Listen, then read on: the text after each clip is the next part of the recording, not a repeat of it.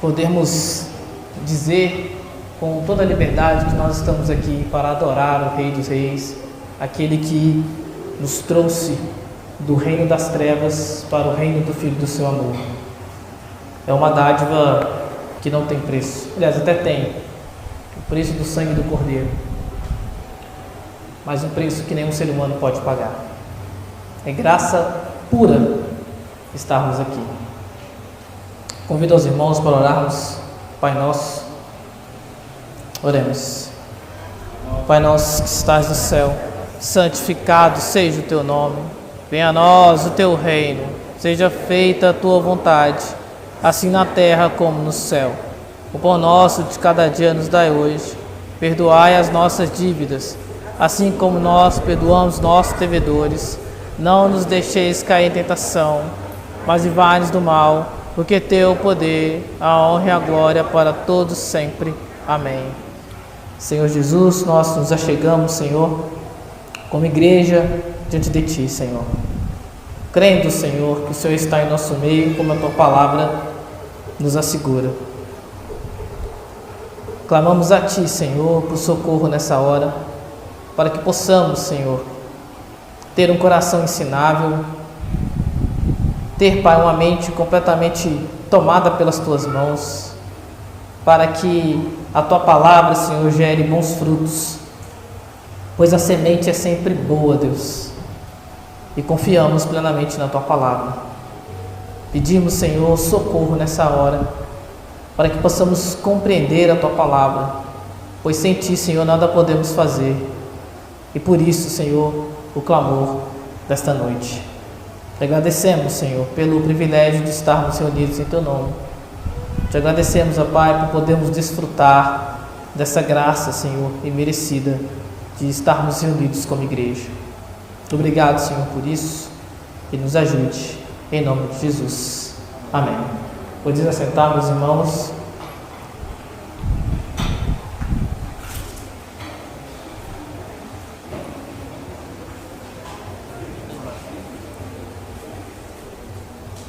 Não. Tem uma aqui, mas não é a tua, não.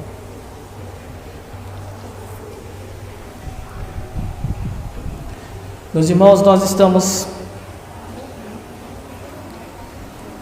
nesta empreitada disposição do livro de Atos e tem sido uma experiência incrível, como sempre é quando nós iniciamos um tempo assim de exposição de um livro específico. E eu creio que o Senhor está falando ao coração de cada um, pois nós estamos aqui tratando da gênese da igreja, digamos assim, do surgimento da igreja de forma visível, pois a igreja é o propósito eterno de Deus, ela sempre foi o propósito da Trindade, porém ela se manifesta visivelmente, mais claramente, cumprindo assim a promessa que foi dada a Abraão de que todas as nações da terra seriam abençoadas. Isso acontece somente de forma mais clara a partir da igreja do Senhor, visível, inaugurada desde quando Jesus está caminhando na terra e é morto, ressuscita, instrui seus apóstolos, e a partir daí nós estamos nessa jornada da caminhada da igreja.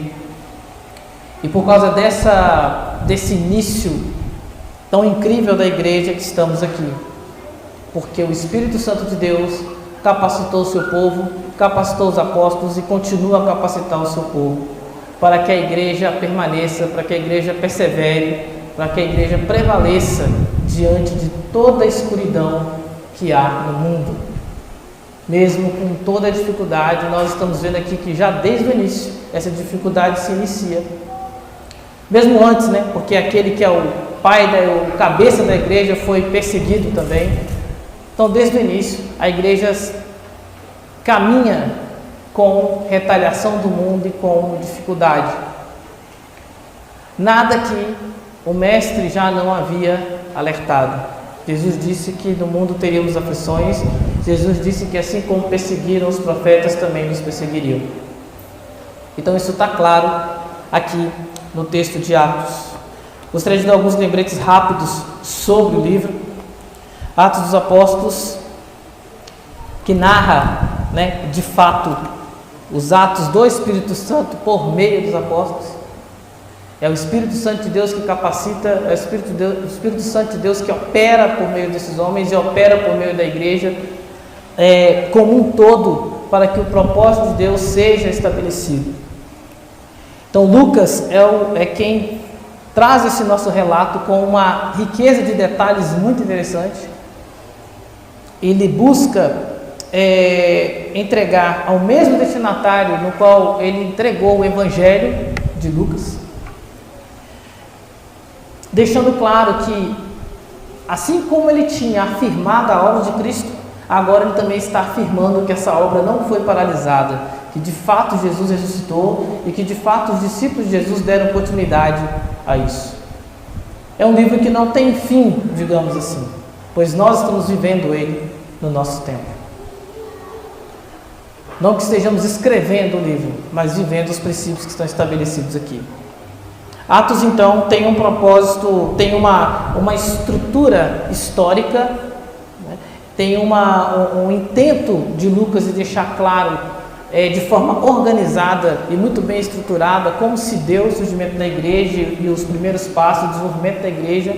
Porém, ele não tem objetivos somente históricos, mas sim teológicos, porque a partir de Atos dos Apóstolos nós encontramos também a aplicação da doutrina, o zelo pela sã doutrina dos apóstolos, a perseverança nessa doutrina, ou seja, fundamentos que são atemporais, fundamentos que a igreja precisa preservar e precisa continuar praticando nos dias de hoje. Então, o livro ele reveste a história de teologia.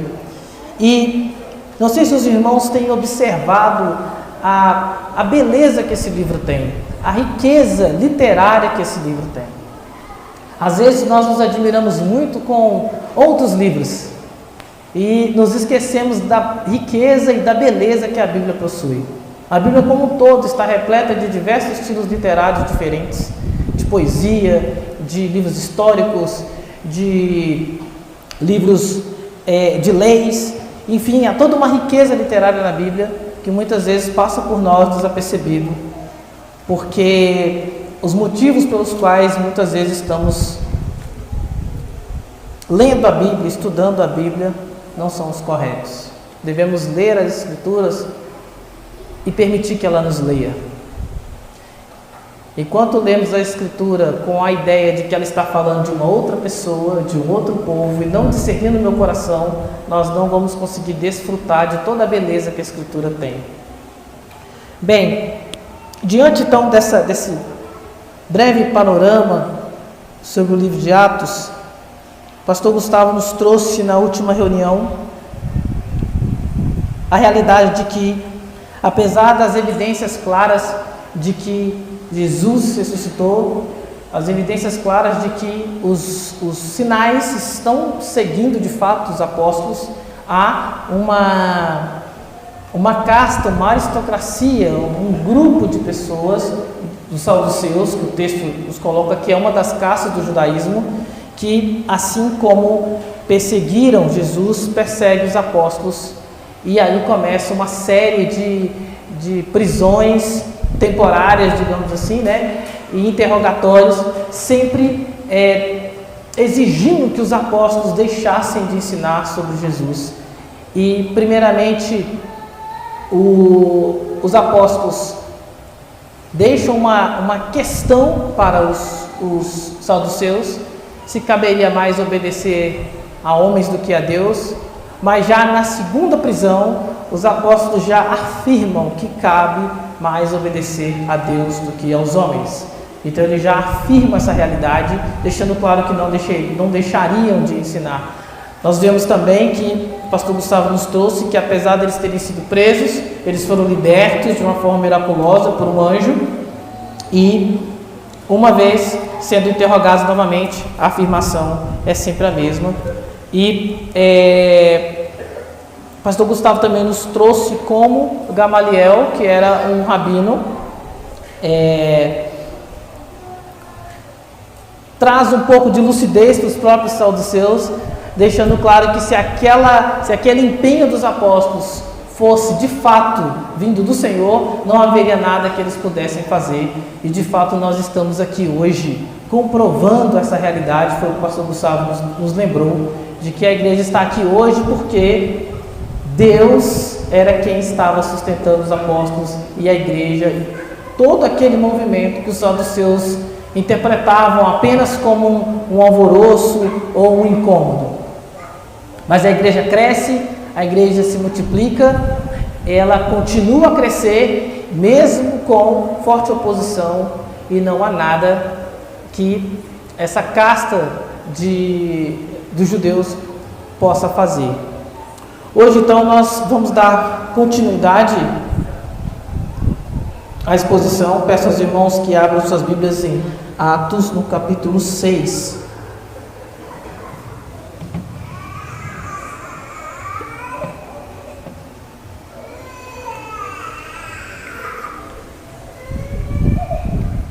Atos, capítulo 6. Ora, naqueles dias, multiplicando-se o número dos discípulos, houve murmuração dos helenistas contra os hebreus, porque as viúvas deles estavam sendo esquecidas na distribuição diária. Então os 12 convocaram a comunidade dos discípulos e disseram: não é razoável que nós abandonemos a palavra de Deus para servir às mesas. Mas, irmãos, escolhei dentre vós 7 homens de boa reputação, cheios do espírito e de sabedoria, aos quais encarregaremos deste serviço. E quanto a nós, nos consagraremos à oração e ao ministério da palavra. O parecer agradou a toda a comunidade e elegeram Estevão, homem cheio de fé e do Espírito Santo, Filipe, Prócoro, Nicanor, Timão, Parmenas e Nicolau, prosélito de Antioquia. Apresentaram-nos perante os apóstolos e estes, orando, lhes impuseram as mãos. Crescia a palavra de Deus e em Jerusalém e se multiplicava o número dos discípulos. Também muitíssimos sacerdotes obedeciam à fé. Bem, meus irmãos, então o livro agora começa a nos mostrar o quanto, apesar de toda a dificuldade, a igreja continuava a crescer. E Lucas diz que se multiplicava o número dos discípulos. Nesse momento, já tem, desde o capítulo anterior, aliás, há 2 exposições atrás, nós já percebemos que Lucas já não conta mais. Ele para ali no número de 5.000, e aí ele já não consegue, acredito eu, já não consegue mais contar e começa a usar o termo multidão para deixar claro como a igreja estava crescendo, mesmo num cenário hostil à igreja.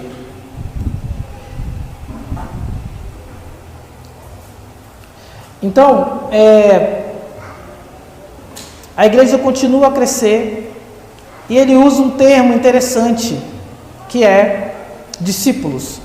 Nós vamos falar um pouco mais sobre isso também mais à frente, mas eu quero que a igreja já vá guardando essa afirmação, porque ela já é uma indicação de que ser discípulo de Jesus não está restrito aos 12 apóstolos.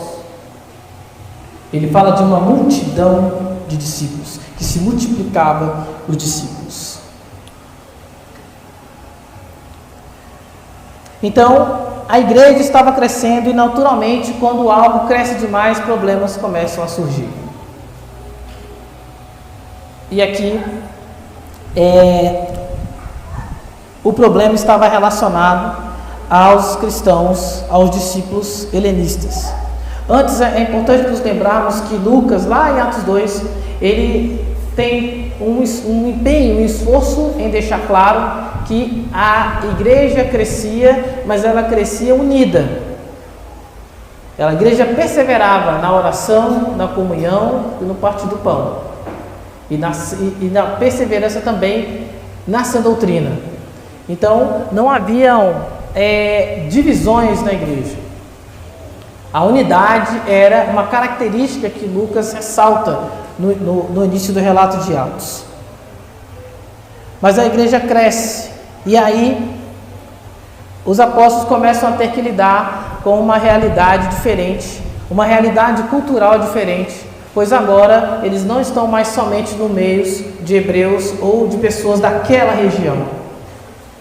O evangelho começa então a romper as fronteiras daquele território, assim como Jesus havia ordenado. O evangelho tem que chegar até os confins da terra. Então a gente começa a ver o início disso acontecendo aqui e alcançando outras pessoas de outras culturas. Então essa geografia começa a ser rompida, exigindo então que os apóstolos tomem providências acerca desse conflito que surge, desse problema que surge na igreja. Bem, então, uma vez que essa queixa chega aos apóstolos, nós precisamos entender quem são esses discípulos helenistas. Né? O que acontece? Dentro daquele período entre o Velho e o Novo Testamento, nós temos 400 anos de silêncio. E muita história aconteceu nesse período. Uma delas foi que Alexandre o Grande, ele toma essa região da Judéia dos persas. Voltando um pouquinho na história, lá no livro de Neemias, Malaquias, Esdras, o que nós temos? Quando Ciro derrota a Babilônia e os judeus começam a retornar para Jerusalém, Ciro é um imperador que coopera com a reconstrução do templo, ele coopera com essa reconstrução de Jerusalém. Então ele era um imperador mais ameno acerca da religião do povo hebreu. Mas em 332 a.C., Alexandre o Grande toma essa região dos persas. Aí já não tem mais Ciro, né? Já é outro imperador, já é outro governante, mas Alexandre o Grande toma essa região da Pérsia. E Alexandre o Grande tinha uma política de Estado, vamos dizer assim, que foi conhecida como helenização.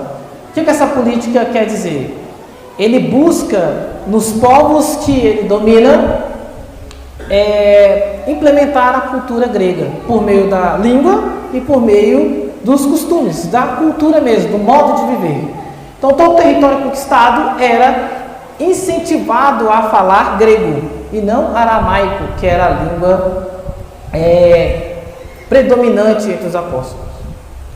Então o que acontece? Aqui nós temos então, e durante esse período todo, o que acontece? Muitos judeus falam grego, pelo menos um pouco, e tem outros judeus que falam somente grego, por causa desse empenho de Alexandre o Grande. Depois de Alexandre o Grande também, quando ele morre, o império dele é dividido, os outros governantes que entram já não somente incentivam, mas obrigam as pessoas do território a assimilarem a língua e a cultura grega. Então, aqui nós temos esse contexto onde muitos irmãos judeus que se convertem ao cristianismo, que se convertem à fé em Jesus, de língua grega, passam a ter dificuldades. O texto nos diz que a queixa deles é que as viúvas estavam sendo esquecidas na distribuição diária. Então nós lembramos que naquela época os irmãos voluntariamente vendiam suas posses e entregavam para a igreja, para os apóstolos, e assim as pessoas que tinham necessidade iam sendo ajudadas, né, conforme a necessidade. Mas a igreja cresce muito em número e acontece esse cenário aqui. Lucas não deixa claro o que aconteceu para que houvesse esse problema, quais foram as causas, né? Mas os estudiosos entendem que essa questão do idioma pode ter gerado um problema, né? Uma dificuldade para se coordenar todo esse suporte às pessoas que tinham necessidade. Tá? Há um outro perigo aqui também que os apóstolos vão combater, que é da divisão da igreja. Se você tem um grupo que fala uma língua específica e outro não, qual é a tendência? A tendência é que esse grupo se concentre e acabe se isolando. O que pode ter acontecido também. Esse grupo pode ter ficado um pouco mais junto, mas sem a mesma organização que a gente observa lá em Atos 2. E aí o problema surge. Ponto importante aqui, meus irmãos, já para nós refletirmos aqui, é que os apóstolos, eles não estão somente preocupados com a pregação da palavra, o socorro àqueles que precisam, é algo que está em constante vigilância e preocupação dos apóstolos. Por quê? Porque desde o Antigo Testamento o Senhor dá especial proteção para viúvas, órfãos e estrangeiros. Por quê? Porque são as pessoas que têm maior risco, maior vulnerabilidade naquela época. Deus estabelece o cuidado com aqueles que precisam desde sempre. Em Deuteronômio 10:17, para dar um exemplo, mas a lei de Moisés está recheada de instruções nesse sentido, a palavra de Deus nos diz: pois o Senhor, seu Deus, é o Deus dos deuses e o soberano dos soberanos, o grande Deus, poderoso e temível, que não age com parcialidade nem aceita suborno. Ele defende a causa do órfão e da viúva e ama o estrangeiro, dando-lhe alimento e roupa. Como que Deus cuida do órfão, da viúva e do estrangeiro? Por meio do seu povo. Assim também, a igreja nasce com essa realidade de que ela é instrumento de Deus para abrandar a dor no mundo. Abrandar a dor daqueles que estão em situação difícil, principalmente os irmãos na fé. Como eu disse na outra exposição, meus irmãos, a igreja não tem a condição de resolver o problema do mundo, e nem é esse o papel dela. Mas onde a igreja está, a dor precisa ser abrandada. O bálsamo de Deus precisa chegar. Solução definitiva, meus irmãos, para questões como miséria, fome, quando Jesus voltar. Mas é da igreja que o Senhor vai cobrar. O meu bálsamo chegou aos que estavam sofrendo. É da igreja que será cobrado. Dentre os irmãos, a igreja deixou que houvesse necessitado, porque há uma afirmação sobre a igreja no próprio livro de Atos, de que entre os irmãos não havia necessitado algum. Não estava todo mundo rico, não, meus irmãos, mas não havia necessitado algum. Isso não é uma coisa que ficou no passado. A igreja precisa estar sempre apta, sempre olhando, sempre sensível à necessidade dos irmãos. Essas viúvas helenistas, elas provavelmente estavam sofrendo duplamente, porque uma vez que alguém que está sobre a influência da cultura grega abandona essa cultura por causa do evangelho, laços familiares, laços de amizade, todos esses se quebram. Sendo elas então viúvas, ou seja, sem seus maridos, a dificuldade aumenta, porque elas perdem o apoio familiar, perdem o apoio dos seus amigos, porque se converteram à fé cristã. Então é um problema agravado por causa disso. Como eu disse, Lucas não detalha o porquê que isso acontece, mas os apóstolos tomam uma iniciativa de imediato para sanar essa questão. Então aqui nós temos já a primeira reflexão que nós precisamos fazer, de que na igreja do Senhor ninguém pode estar desamparado.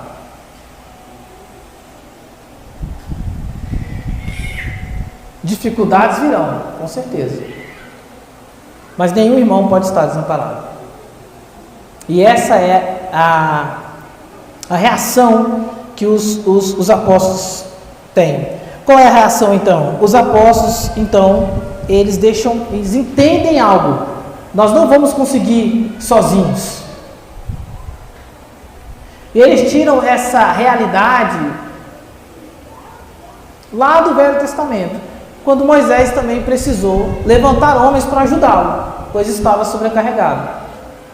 Então é a mesma lógica que os apóstolos vão aplicar aqui. Então o que eles dão uma incumbência para os discípulos? Que eles levantem 7 homens. E o número aqui não tem nenhum significado específico. Que eles levantem 7 homens que sejam cheios de espírito e de sabedoria, para que eles possam servir à mesa.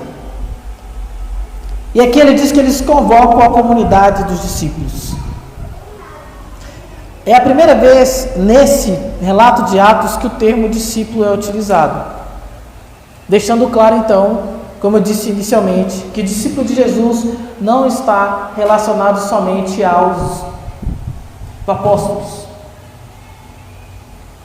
E deixa aqui uma pergunta para a igreja refletir: você é um discípulo de Jesus? Por que eu faço essa pergunta? Porque há alguns anos atrás, quase 10 anos atrás, digamos assim, quando eu fui questionado sobre se eu era um discípulo de Jesus, eu achei aquilo quase uma infâmia. Como que eu posso ser comparado a um apóstolo? Mas a pergunta não foi se eu era um apóstolo, a pergunta foi se eu era discípulo de Jesus. Mas a realidade de sermos aqueles que seguem os passos de Jesus, muitas vezes está tão distante da nossa mente, que nós consideramos ser discípulo de Jesus uma atitude quase de soberba. Mas na verdade, meus irmãos, ser discípulo de Jesus é o que define ser cristão. Não há como ser cristão e não ser discípulo de Jesus. Mas a realidade evangélica brasileira conseguiu conceber essa realidade. Uns acham que são até mais, né? Se intitulam apóstolos, vão para o outro extremo. E muitos não consideram ser discípulo de Jesus uma realidade factível, quando na verdade não é nem uma realidade para se buscar, é uma ordem para se cumprir. Então aqui nós já salta aos olhos essa realidade que os apóstolos convocam os discípulos.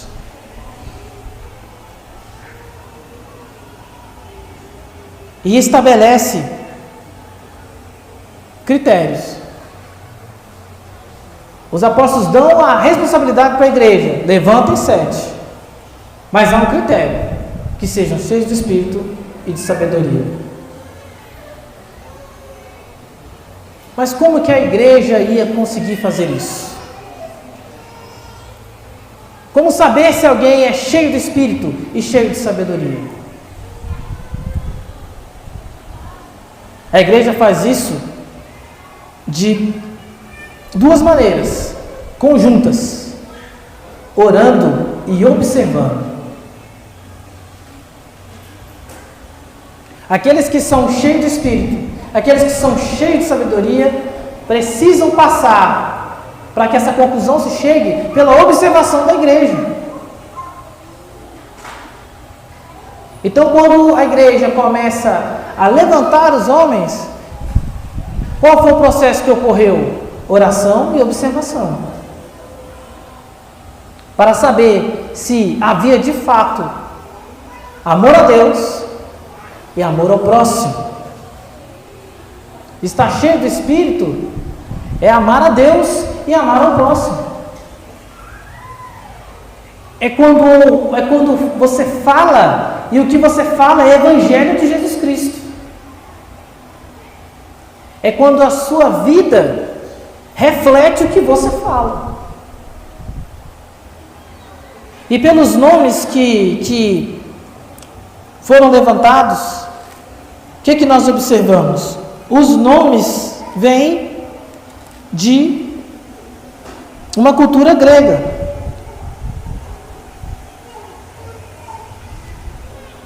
Filipe, Prócopo, Nicanor, Estevão. Os nomes nos remetem de que esses homens provavelmente faziam parte deste povo ou dessa parte da comunidade que estava apresentando a queixa.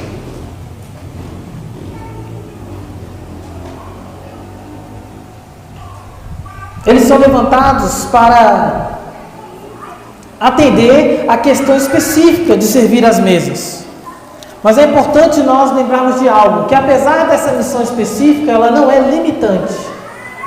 Nós veremos no decorrer do texto, não hoje, mas de que Filipe e Estevão, por exemplo, vão servir ao reino de Deus nessa missão específica, mas também pela pregação da palavra.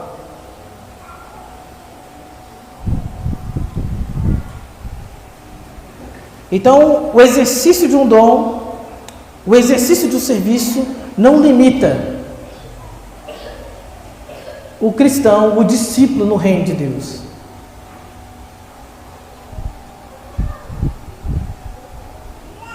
Temos aqui uma informação adicional, de que Nicolau era um prosélito de Antioquia. Isso aqui a gente tem então um destaque aqui, porque o prosélito é aquele que era judeu, aliás, que era gentil, que se converte ao judaísmo.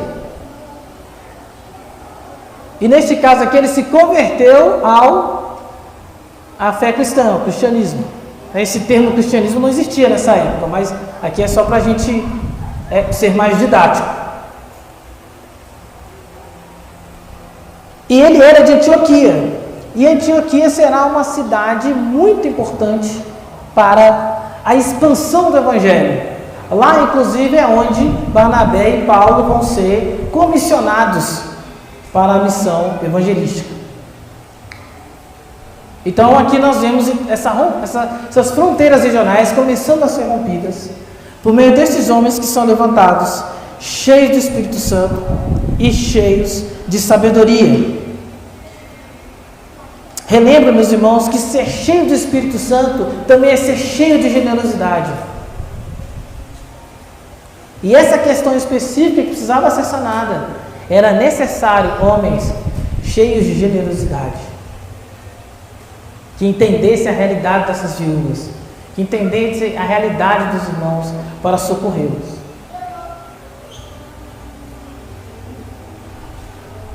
Então aqui nós temos esse destaque para duas coisas importantes. Ser levantado para esse serviço específico não era uma limitação, eles serviam e pregavam, e isso acontece junto. E nós temos esse destaque para Antioquia, por esse discípulo que atua nesse serviço específico, que era judeu, se converteu ao cristianismo e era de Antioquia.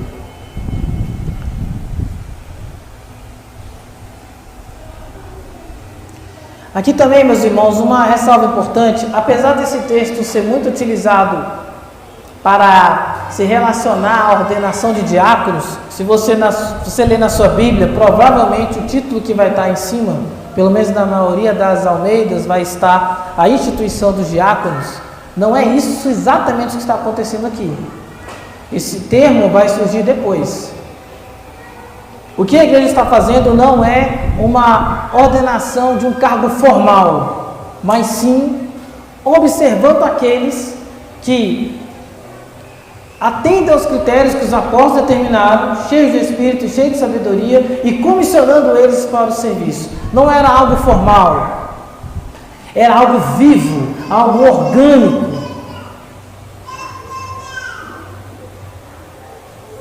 Algo estruturado e coordenado pelo Espírito Santo de Deus. A diaconia mais institucional, vamos dizer assim, ela existe, ela é um passo que a igreja dá ao longo da sua história, mas não é isso que está acontecendo aqui, tá? É realmente um envio orgânico, um envio estruturado pelo próprio Espírito Santo. O ato de impor as mãos, que é o que acontece logo depois, ou seja, a igreja ora, a igreja identifica essas pessoas, esses homens, então impõe as mãos. O ato de impor as mãos é um reconhecimento público. Os apóstolos estão abençoando esses homens. Então não há nenhum tipo de transferência de poder ou algo específico. Se cogitou e se ensina muito na realidade evangélica brasileira essa questão de transferência de poder ou transferência de unção.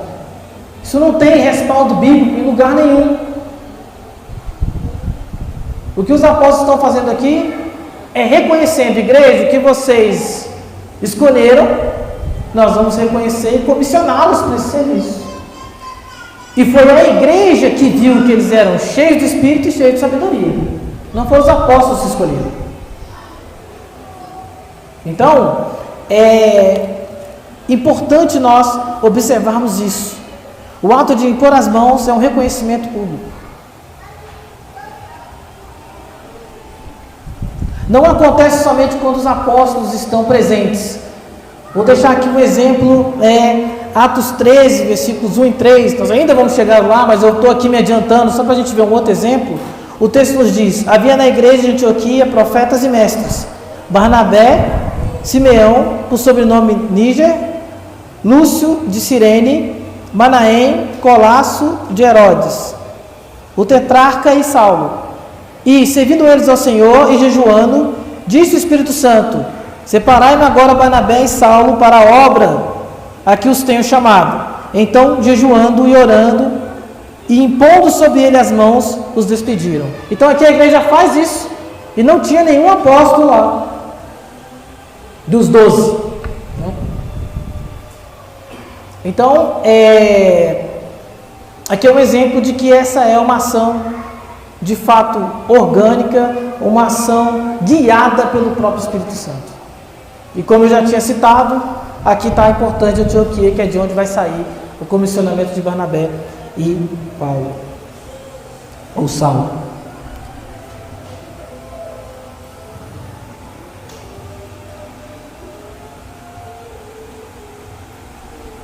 Uma vez que isso acontece, Lucas vai relatar mais uma vez sobre o crescimento, mas ele vai usar um outro termo. No versículo 7 ele vai dizer: crescia a palavra de Deus, e em Jerusalém se multiplicava o número dos discípulos, também muitíssimos sacerdotes obedeciam à fé. Quando ele afirma que crescia a palavra de Deus, o que está acontecendo? Ele está afirmando que quem está coordenando esse processo todo é o próprio Deus. Os 12 discípulos de Jesus não são uma limitação para o crescimento do Evangelho, muito pelo contrário, eles são aqueles que lançam o fundamento para que ele cresça. E assim, como nós observamos esse relato até de Atos 13, o que começa a acontecer? Todo irmão que crê prega, todo irmão que crê ensina, todo irmão que crê anuncia, e foi assim desde sempre, desde o tempo de Jesus. Aqueles que creem anunciam, aqueles que creem anunciam, e assim se multiplica o Evangelho. Como em tão pouco tempo a igreja poderia multiplicar de tal maneira se não fosse dessa forma? Se os discípulos de Jesus fossem uma espécie de freio? Não, meus irmãos. Quem conduz isso, quem capacita, é o Espírito Santo. A instrução, sim, o fundamento vem dos apóstolos. E é o mesmo fundamento que nós estamos aqui até hoje. E será o mesmo fundamento até Jesus voltar.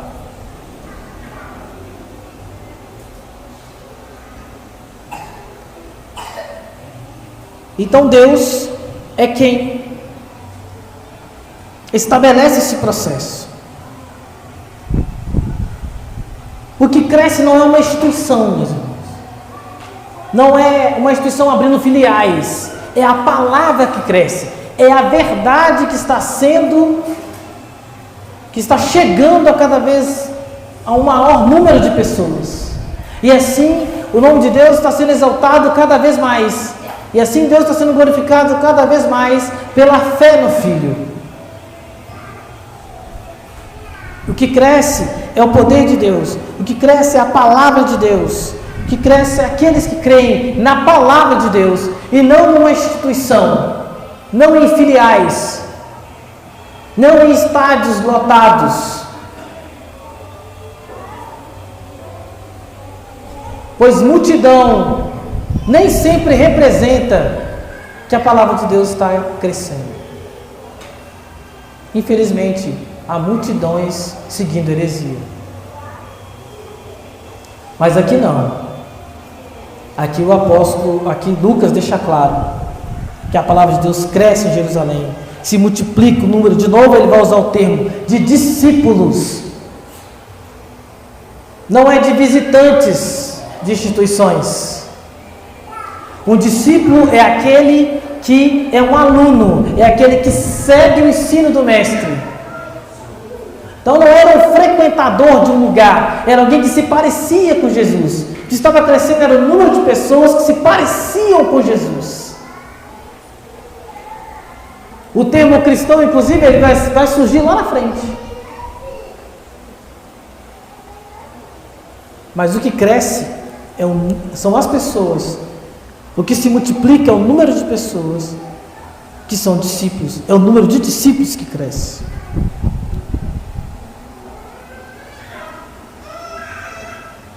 O texto nos afirma também que sacerdotes também passavam a obedecer à fé. Esses sacerdotes não são os mesmos sacerdotes saduceus que estão perseguindo a igreja. É um outro grupo de sacerdotes. Que grupo é esse? É o grupo de sacerdotes de onde vem Zacarias, pai de João Batista. Lembra que quando Zacarias recebe do anjo de que sua esposa daria um filho, e ele duvida e fica mudo, ele estava fazendo o quê? Um serviço no templo. Não são os mesmos saduceus e fariseus. É um outro grupo. Um grupo que não pertence à aristocracia, que não está ali acomunado com o Império Romano. Um grupo bem mais pobre, que está à margem de tudo isso. Mas inclusive o texto lá que trata de Zacarias diz que ele estava servindo fielmente as suas atribuições no templo. Então é esse grupo que ouve o Evangelho e passam a obedecer à fé. E aqui ele diz que são muitíssimos sacerdotes. Deus operando o crescimento da igreja. Eu gostaria, nesse tempo final, de fazer algumas aplicações e conclusões. Primeiro, relembrar mais uma vez. A pergunta precisa ser respondida com convicção. Você é um discípulo de Jesus? Uma vez que eu tive uma crise muito profunda na fé, foi quando eu conheci o pastor Marcelo, inclusive, a pergunta que eu me fazia é: se eu estivesse lá, naquele tempo, e as cartas de Paulo fossem enviadas, onde eu estaria? Eu estaria na igreja ouvindo a carta sendo lida? Ou eu estaria em outro lugar? Porque o preço de ser discípulo de Jesus é alto. Ainda é, meus irmãos. Às vezes a gente acredita que pelo fato de não ter uma perseguição militar, as coisas ficaram mais fáceis. Não, ficou mais fácil para quem não segue. Mas também é igualmente glorioso se ver perdoado por Deus. Mesmo não merecendo, mesmo constrangido, mesmo chegando diante de Deus, sempre assim: Deus, como é que o Senhor pode me amar? Não tem condição. Mas o bálsamo do Senhor vem sobre nós, por causa do sangue do Cordeiro. E isso é confirmado no coração de cada crente. Sim, Ele me salvou. Isso é um discípulo de Jesus. Alguém que nada pode arrancar a fé dele. A coisa pode ficar difícil, pode cambalear, as crises vêm, mas arrancar a fé de um discípulo não dá para fazer, porque quem colocou lá foi o próprio Deus, e não é quem tem poder de arrancar isso. Essa afirmação, essa pergunta precisa ser respondida. Porque muitas vezes a interpretação que a gente faz, um discípulo de Jesus está equivocado. E muitas vezes fugimos da resposta, porque ela traz implicações. Ela traz compromissos. Ela traz responsabilidades. Então precisamos responder essa questão do nosso coração. Outro ponto importante: a pregação e o cuidado com as pessoas caminham conjuntamente. A igreja não é uma ONG, mas ela socorre o necessitado. Porque ela é uma ONG? Não, porque ela ama. Porque ela foi comissionada para amar. Ela foi comissionada para abrandar a dor desse mundo de trevas. E ela faz isso porque ela foi alcançada. Nós amamos que fomos amados primeiro. Então, quando estamos, meus irmãos, em qualquer ação que o mundo chama de social, a gente chama de uma ação de amor, porque junto vai o Evangelho. Uma cesta básica sem a palavra, meus irmãos, não vale muita coisa.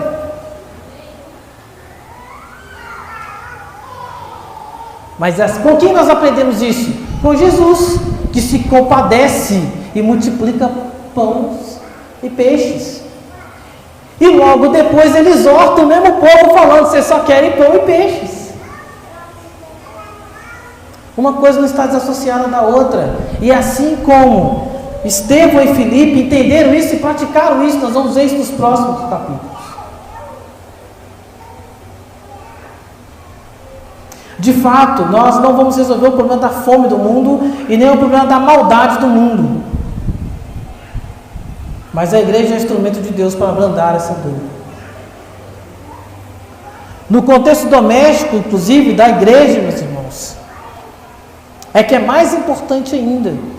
Porque primeiro são os irmãos da fé. Toda necessidade deve ser suprida. Porque nós nos chamamos de irmãos. E como é que Jesus disse que os discípulos seriam reconhecidos? Qual é o critério de um discípulo? Ele ser bem sucedido? Ele está num status social importante? Não, meus irmãos. O critério que Jesus é que seríamos reconhecidos, os discípulos seriam reconhecidos quando amarem uns aos outros como Ele os amou.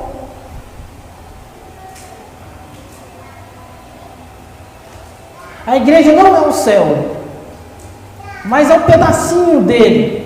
Não perfeito, mas é uma amostra. O que constrange o mundo, meus irmãos? É o amor entre os irmãos. Não é o tamanho do templo, não é o sucesso das pessoas, não é isso. É o amor entre os irmãos que constrange o mundo. O que faz alguém cheio de soberba, de repente, ser alcançado por um sentimento de culpa e buscar a igreja?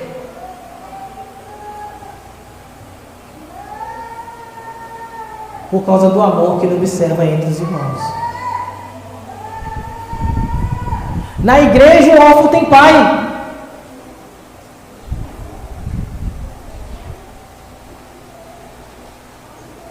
Na igreja, uma viúva tem um amparo. Na igreja, meu irmão, quando nós estamos no dia mau, nós temos um ombro amigo. E eu tenho experimentado isso na nossa comunidade de fé. E por isso falo com toda afirmação. Nós não somos perfeitos, não. Mas eu encontro ombros amigos. No mundo não tem isso.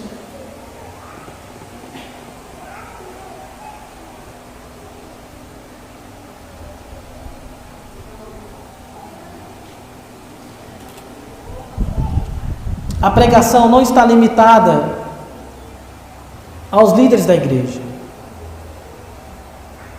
O apóstolo Pedro escreve em sua carta, 1 Pedro 4,11: se alguém fala, fale de acordo com os oráculos de Deus. Se alguém serve, faça-o na força que Deus supre, para que em todas as coisas seja Deus glorificado por meio de Jesus Cristo, a quem pertence a glória e o domínio pelos séculos dos séculos. Meus irmãos, os dons que Deus te deu precisam ser operados. Se há quem fale, fale. Se há quem sirva a mesa, sirva a mesa. Mas um não anula o outro, como nós já mencionamos. A igreja é uma família, meus irmãos. É uma família que pratica o amor mútuo. E ninguém deve ser desconsiderado. Preste atenção. O mundo fala sobre inclusão. Como que o mundo pode incluir? Você tem visto inclusão?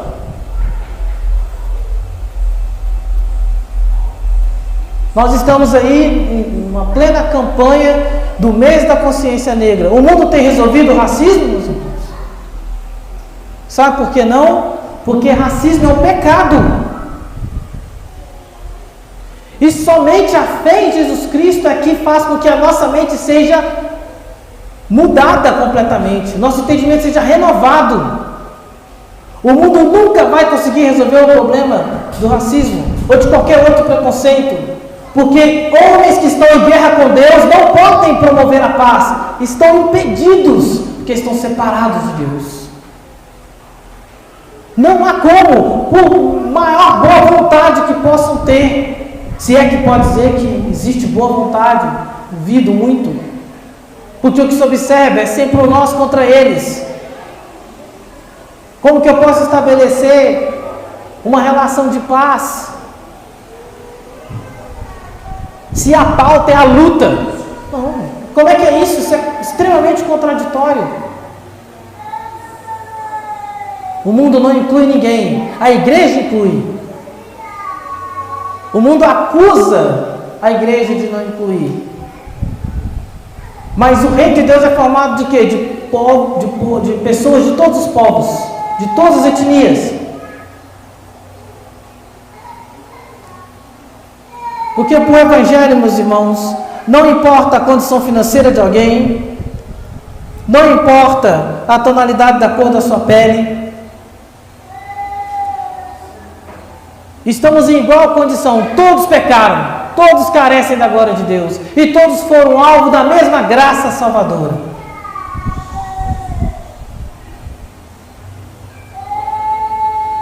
Pastor, mas existem casos aí de discriminação acontecendo dentro da igreja. Verdade. Mas isso é uma distorção. E assim como os apóstolos enxergam aqui um problema, onde as viúvas estavam sendo desabastecidas e resolvem, a igreja tem condições de resolver, pela fé em Jesus Cristo. Como é que o mundo resolve? Ele tem resolvido?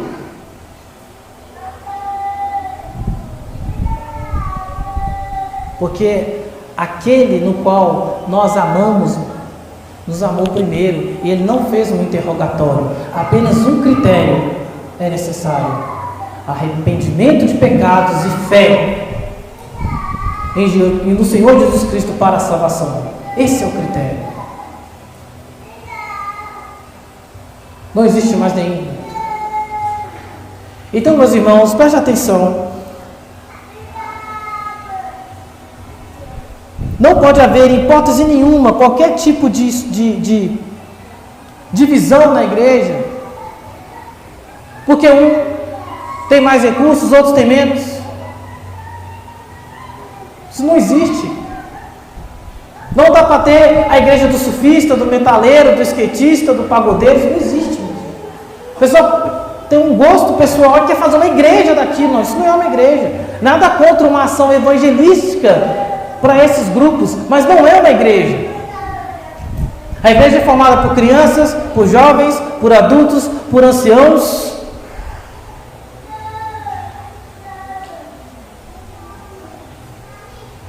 Que escutam rock, que escutam pagode, infelizmente, isso aí é difícil de aturar, porque eu ainda não encontrei nenhum com uma letra que preste, enfim.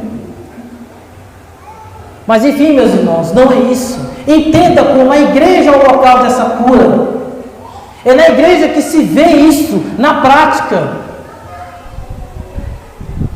Então aquele que tem medo não pode achar assim, não, então nós vamos criar uma igreja do gueto, só pode ser a galera quebrada aqui, não pode ter ninguém que tenha mais recurso. Algo que tem mais recurso, não, nós vamos ter uma igreja elitizada. Está errado, meus irmãos, tanto de um lado como de outro.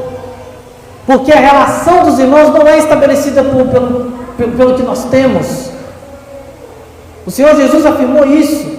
Nós não somos medidos, nós não somos o que temos, nós não somos coisas.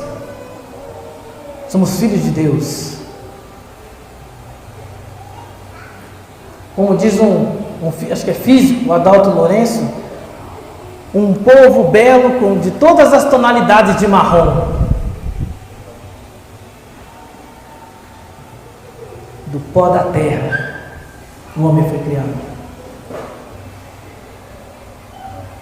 É pela consciência de que todos vieram lá de Adão e Eva, é que você consegue entender que racismo não pode existir. Somos filhos dos mesmos pais.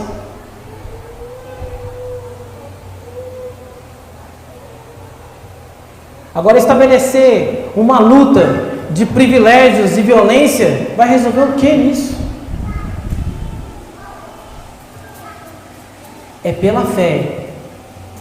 É somente pela fé que essas mazelas podem ser curadas, porque são pecado. E o mundo não conseguirá resolver isso, porque ele não considera a realidade do pecado.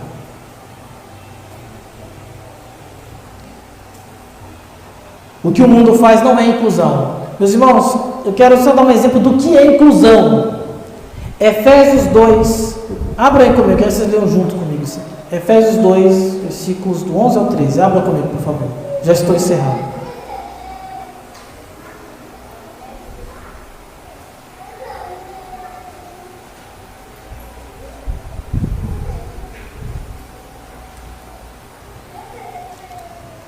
Portanto, lembrai-vos de que outrora, vós, gentios na carne, chamados de circuncisão por aqueles que se intitulam circuncisos na carne, por mãos humanas, naquele tempo, estáveis sem Cristo, separados da comunidade de Israel e estranhos às alianças da promessa, não tendo esperança e sem Deus no mundo, mas agora, em Cristo Jesus, vós, que antes estáveis longe, fostes aproximados pelo sangue de Cristo. Isso é inclusão.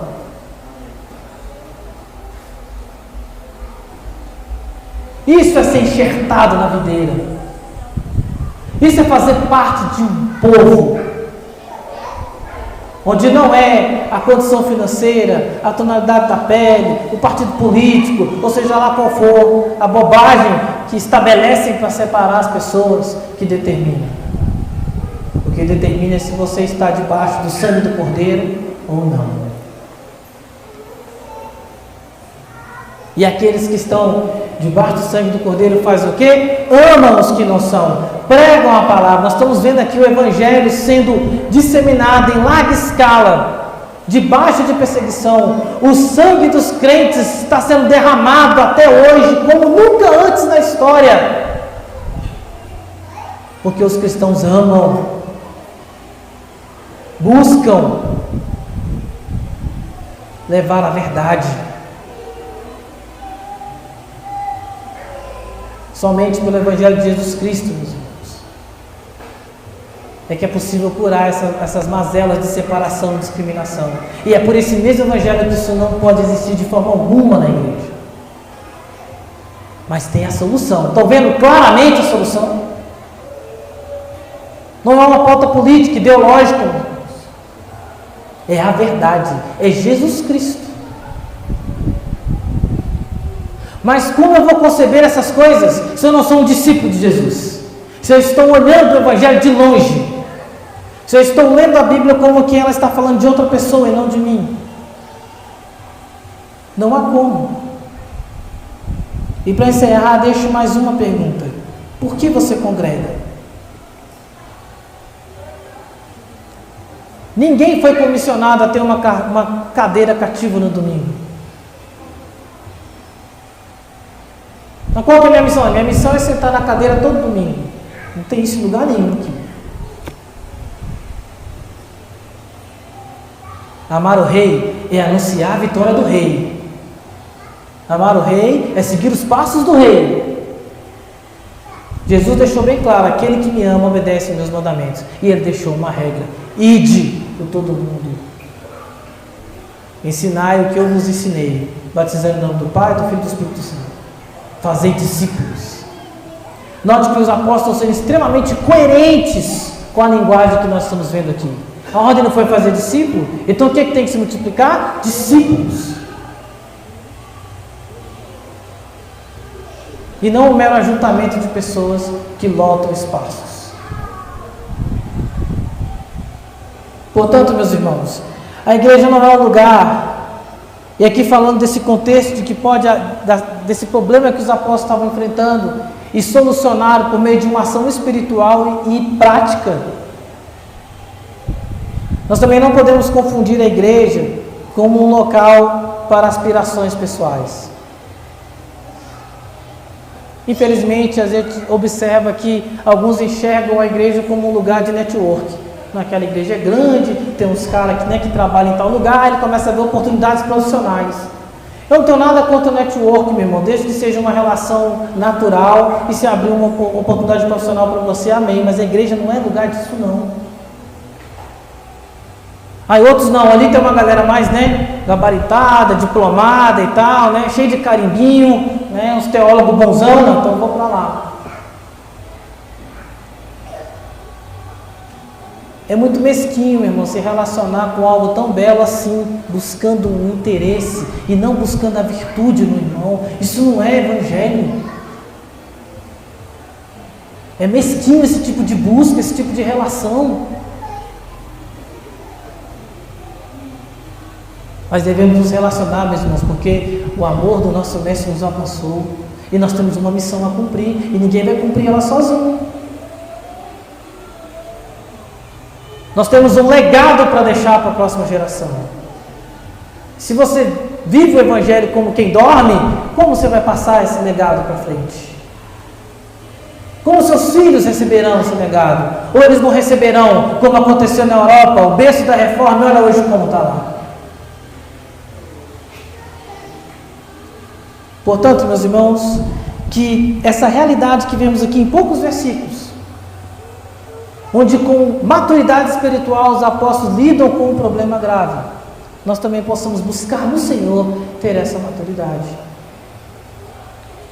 de entender que somos comissionados a falar e a servir, a pregar e servir a mesa, sem exceção, e que pelo amor de Cristo que nos alcançou, não há qualquer possibilidade de uma atitude discriminatória dentro da igreja. Aqui é o lugar da cura, é aqui que essa cura é vista, onde não importa o que cada um ganha, não é isso que define. Não existe igreja de rico e igreja de pobre, existe igreja, e dentro da igreja vai ter essas coisas mesmo. Rico ainda não chegou, mas beleza. Mas é isso, a beleza da igreja está na diversidade, que é uma coisa que o mundo não entende, o mundo não sabe o que é diversidade. Eles não olham com os olhos de Deus, como é que eles vão entender o que é diversidade? Então, meus irmãos, eu peço para que os elementos da ceia sejam servidos, para que a gente possa refletir sobre essa realidade. Somos discípulos de Jesus. Todos pregam e servem. E ninguém pode ser desconsiderado na igreja.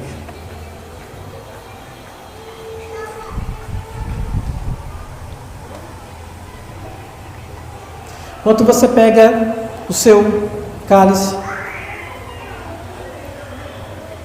eu quero que você pense em como você está como discípulo de Jesus. Porque facilmente, meus irmãos, nós caímos numa rotina muito pesada, que nos tira o foco daquilo que é real. A estratégia do inimigo para nossas vidas, meus irmãos, não é simplesmente fazer você adorar uma entidade, é te saturar de tal forma que você se esqueça de Deus e da sua missão.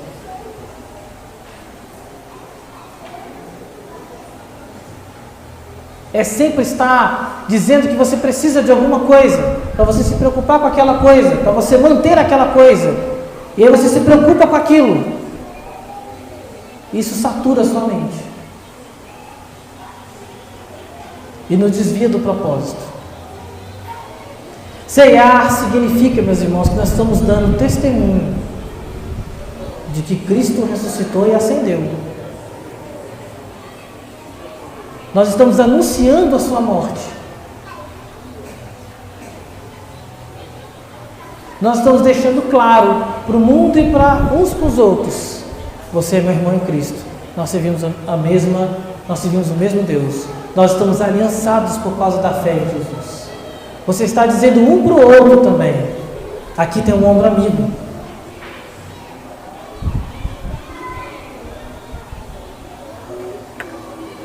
Há um compromisso toda vez que ceiamos. Há um compromisso que é afirmado, reafirmado todas as vezes.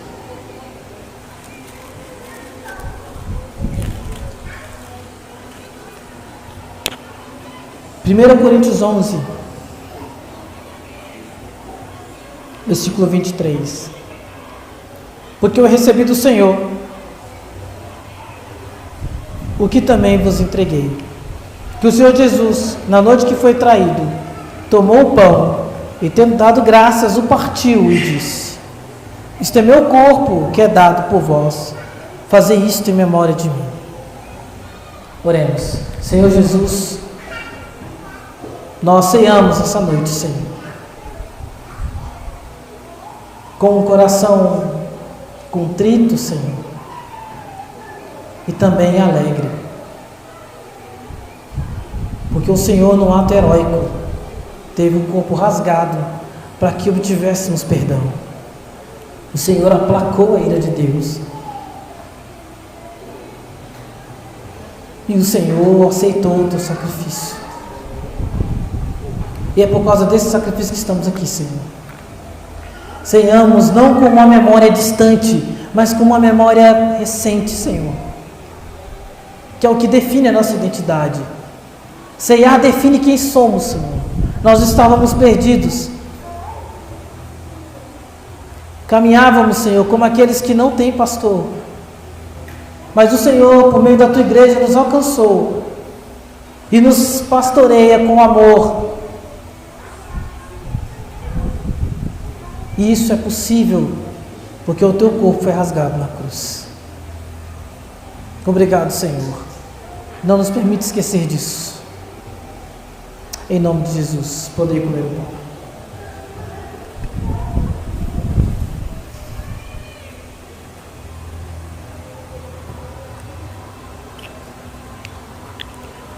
Por semelhante modo, depois de haver ceado, tomou também o cálice, dizendo: este cálice é a nova aliança no meu sangue. Fazei isso todas as vezes que o bebedes em memória de mim, porque todas as vezes que comedes este pão e bebedes o cálice, anunciais a morte do Senhor, até que Ele venha. Senhor Jesus, o que de fato define nossa esperança, Senhor, é se estamos debaixo do Teu sangue, Senhor.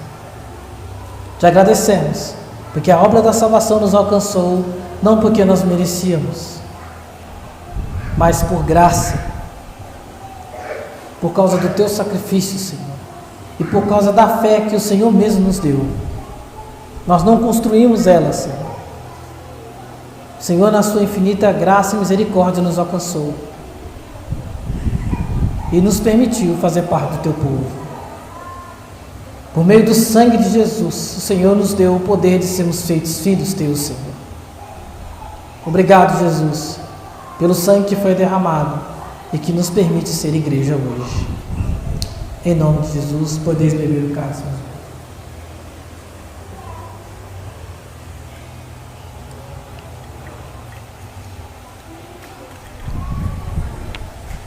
Senhor Jesus, obrigado pela Tua palavra, que alimenta a nossa alma. Obrigado por podermos cear com liberdade, Senhor. Que nós não venhamos a nos esquecer do compromisso que esse símbolo e que a palavra representa em nossas vidas.